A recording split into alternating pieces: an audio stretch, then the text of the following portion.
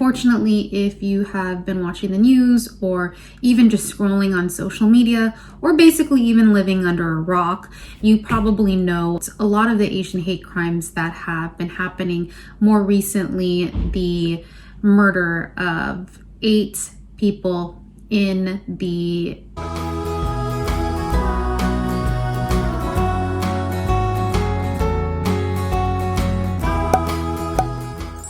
Hello, welcome back to my channel, Mental Health with Melissa. If you're new here, my name's Melissa and I'm a licensed clinical therapist with a private practice in California. Before we get started, please don't forget to hit that like and subscribe button for more content like this. I post videos every single Wednesday and Sunday, and subscribing to my channel really helps me push content out there to our communities of color about mental health and behavioral health, and also information to those that may be interested in the mental health profession. This year has been a very challenging year so far. Obviously, 2020 started off rough, ended rough, and brought in a new year, 2021, with its list of challenges. Unfortunately, if you have been watching the news or even just scrolling on social media or basically even living under a rock, you probably know that we're in a worldwide pandemic. On top of that, there has been a lot of civil unrest in response to police brutality. A lot of the Asian hate crimes that have been happening.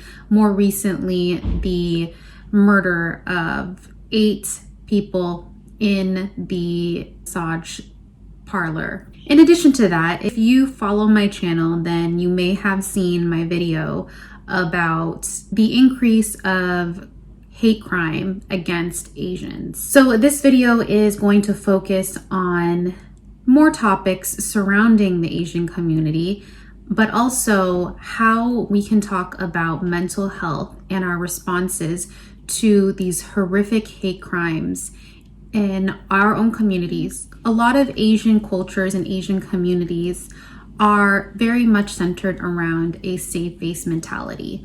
Now, what is a safe face mentality?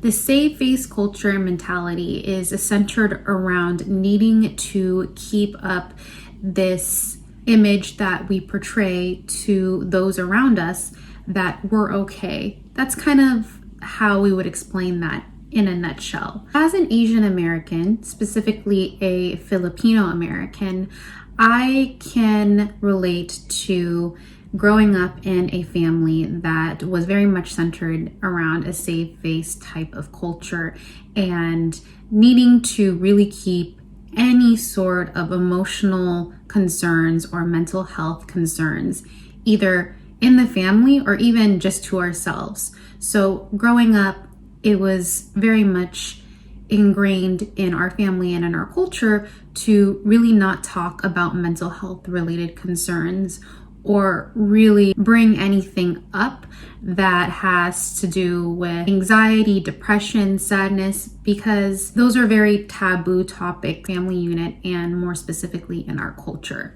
The reason why I am bringing these things up is because the Asian community in America and really all over the world is facing a lot of persecution and a very difficult time right now with xenophobia, among all the other hateful and discriminatory acts and things being said about Asian people right now. Now, as I mentioned in my other video about Asian hate crimes on the rise, Asian hate crime and Asian racism and discrimination is nothing new. I had brought in the information about the massive internment of all Japanese Americans during World War II. And so, but the point I really want to make is that there are very specific ways in which certain types of cultures and ethnic backgrounds cope with things that are going on around them. As a result of all of these things happening, I can imagine that there has been panic and angst within the Asian communities due to fear of being assaulted and discriminated against. Actually, in my interview with Dr. Jen Noble a few weeks ago, we talked about her and her response to some of her Asian clients talking about the fear of Asian hate crimes and being fearful and anxious to protect their elderly loved ones. So within, as I mentioned, this community, because there is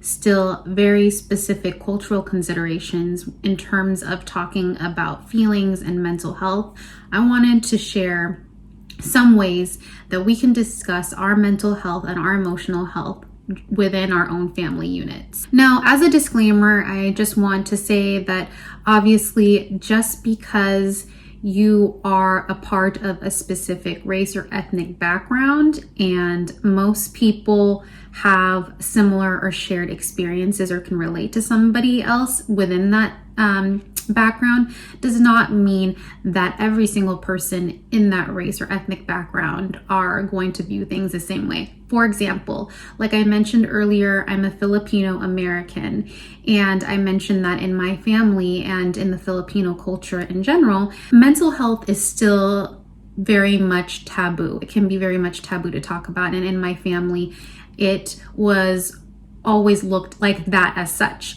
And so somebody else that is Filipino may have had a completely different experience and was able to talk very openly and freely about their mental health in their family. So that's just an example.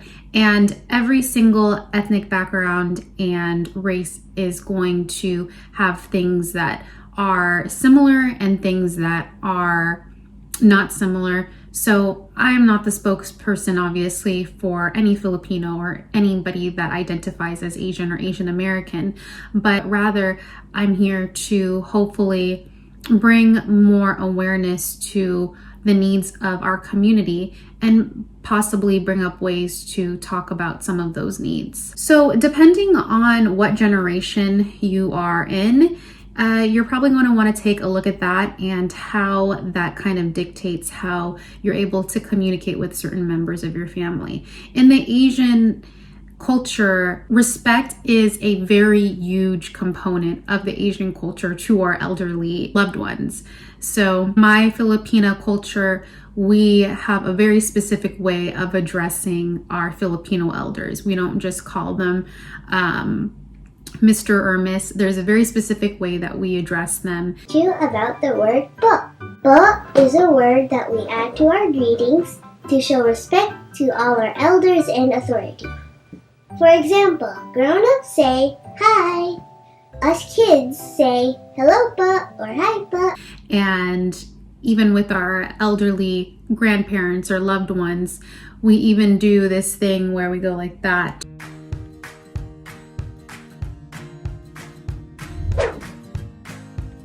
To show respect.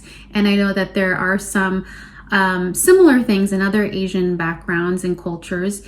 And so these things are things that we want to keep in mind when we are trying to communicate with our loved ones. So considering what your generation is, and again, what culture you come from, my first tip would really be just to check in with your family, with your parents, with your grandparents or your siblings, whoever that those immediate people are in your family.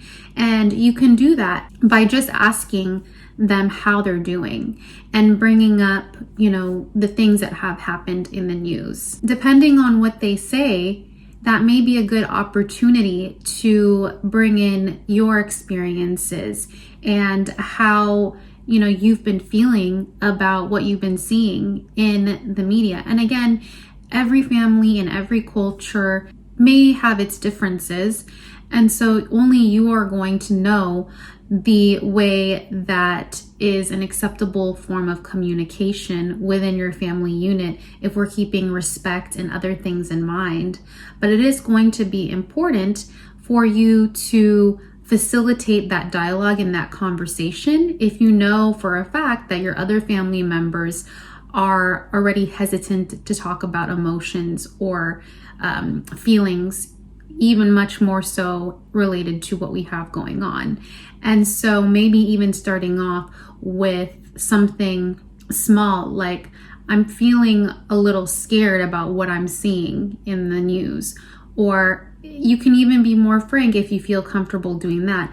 I feel stressed out by what I see, and kind of starting that dialogue and seeing how that kind of progresses for further communication in your household and with your family. The second tip that I have, and this is very challenging to talk about because it just really sucks that we have to talk about this, but coming up with some sort of game plan in terms of preparing you and your family for something that may happen or may not that is related to xenophobia. So if you're not familiar with the term xenophobia, I want to give you a little bit of brief information right here, because I do think that is important for you to kind of comprehend or understand the gist of it in relation to this video.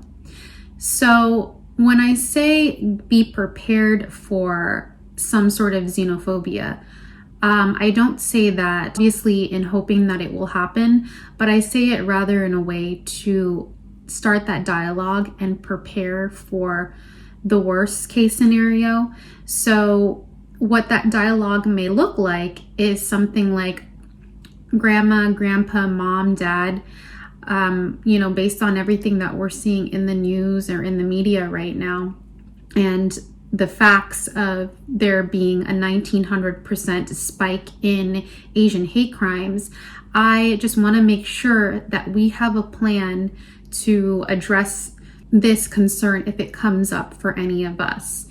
And really talking about the nearest hospital or the nearest mental health clinic, or having numbers in your wallet so that in the case of an emergency, if something is to happen to you or any of your loved ones, whoever finds you, or if you end up in a hospital, I know this sounds horrible, but it's really important to prepare that your emergency contacts are on you. And because nowadays technology, our phones and our tablets and everything are password protected, they're likely not going to be able to get into your phone or any of your technology. So having a piece of paper in your wallet or something that has the name, the number, and the relationship to the person, each person in your family, may be a very important step.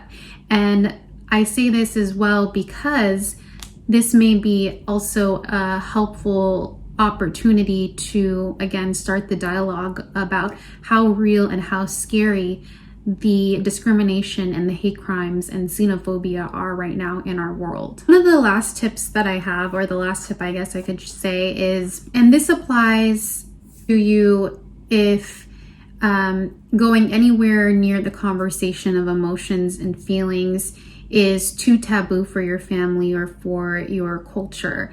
And if you really want another way to approach it, and things are discussed better or dialogue is started better with more facts-based evidence as opposed to bringing in emotion and mood and feelings. And a way that can be done is really looking at the hard pieces of statistics that we have on our government websites and on our news media outlets, and just plain out showing that to family members. And if you need to translate it, that in New York City, the Asian hate crimes have gone up by 1900%. Here, grandma, grandpa, mom, dad, look at this. And really giving them the opportunity to read it. And again, if you need to translate it for them, translate it so that you can approach the dialogue from a place of these are the numbers, this is what's happening, and seeing if that can further the conversation. Because again, it can be hard to just get right into pure emotions and discussion about emotional health if that's something that has been absent from your culture or family for so long, or has been really looked down upon. Those are the main tips that I have. And again, I want to add that disclaimer that these tips and this discussion of mental health obviously can't be applied to every single ethnicity or the Asian race in general. Because everybody is so different. And again, I am not the spokesperson for all Asians or for all Asian therapists or for all Filipinas. I am just, again, here hoping to bridge that gap and get more information out there so that we feel like we're being heard and we're able to talk to our communities about this very real thing that's happening to Asian Americans and Asians all over the world.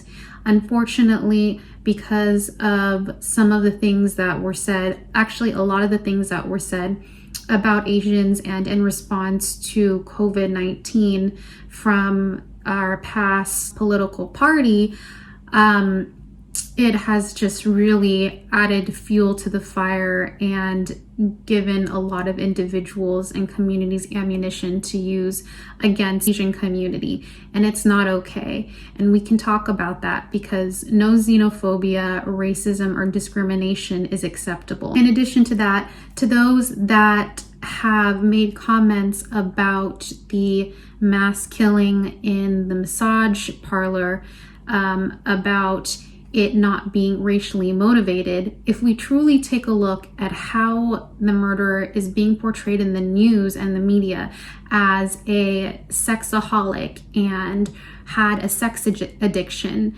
and we see that the majority of people that he killed were Asian women, and in addition to that, massage centers, a lot of employees of Asian descent or of an Asian background.